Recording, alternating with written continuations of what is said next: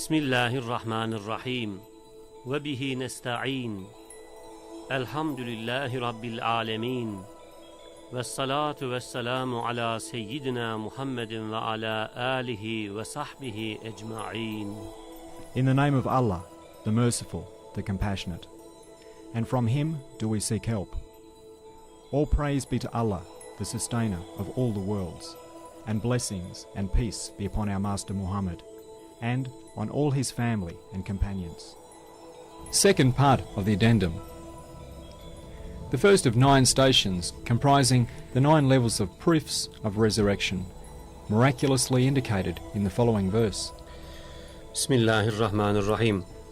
Fesubhanallahi hine tümsüne ve hine tusbihun. Ve lehul hamdu fis semavati vel ardı ve aşiyyen ve hine tuzhirun. Yuhricul hayye minel meyyiti ve yuhricul meyyite minel hayyi ve yuhyil arda ba'de mevtiha ve kezalike tuhracun.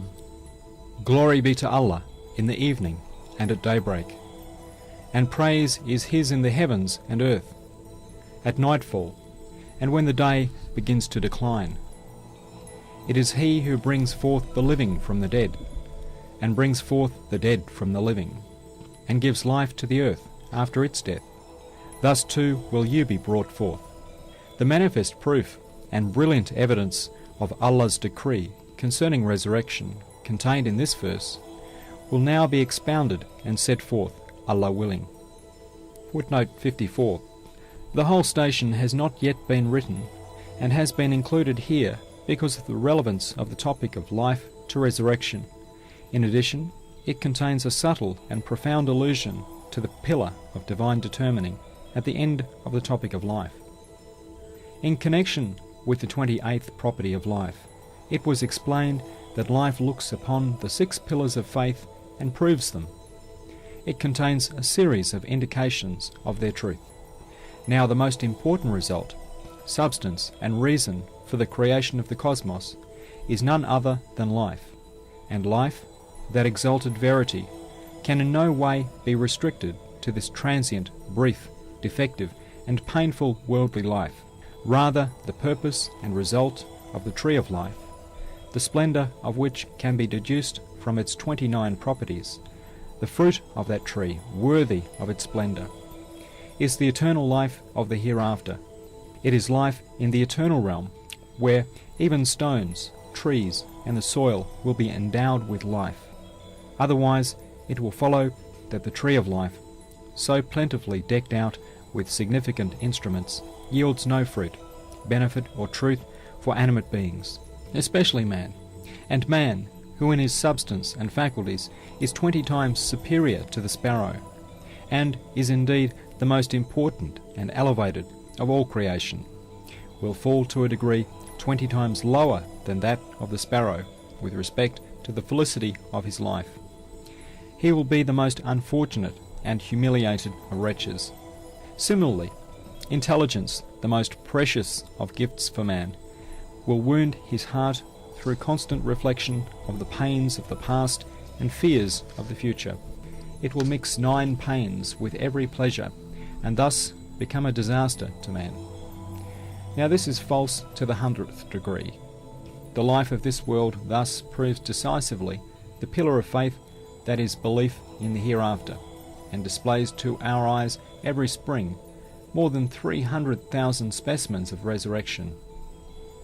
Is it at all possible that an all-powerful agent who promptly supplies and provides with wisdom, solicitude and mercy all the instruments and tools needed for your life in your body, your garden and your homeland, who hears and answers the private and particular prayer made for sustenance by your stomach, for the sake of its life and survival, who shows his acceptance of that prayer by means of numerous delicious foods? Is it at all possible that such a being should not be aware of you or hear you, that he should not provide you with the means of life eternal, the greatest purpose of the human species? Is it possible that he should not accept the greatest, most significant, most worthy, and most universal prayer for eternity of the human species, by establishing eternal life and creating paradise? Is it possible that he should not heed the universal and insistent prayer of the human species, the most important creature in the cosmos, the monarch of the earth, a prayer that resounds throughout heaven and earth, and not pay it the same attention, or grant it the same gratification as a little stomach? Is it possible that he should thus cause his perfect wisdom and infinite mercy to be denied? No, 100,000 times no. Again, is it at all possible that he should hear the most secret voice of the most minute beings, remedy its pain and succour its plaint, that he should nourish it with the utmost care and consideration, and cause creatures greater than itself to serve it?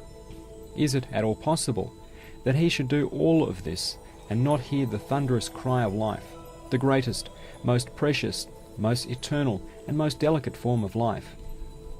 That he should pay no heed to its powerful prayer and supplications for eternity? It would be like equipping a single soldier with the utmost care and totally ignoring a vast and obedient army, like seeing a speck and overlooking the sun, like hearing the buzz of a fly and not hearing the roar of thunder. No, 100,000 times no. Again, can the intelligence at all accept that an all-powerful and all-wise being, whose mercy, love, and solicitude are infinite, who loves his own artistry, who causes himself to be loved, and who greatly loves those that love him, cannot accept that such a being would annihilate through permanent death a life that loves him greatly, that is itself lovable, and that instinctively worships its maker, and the essence and jewel of that life,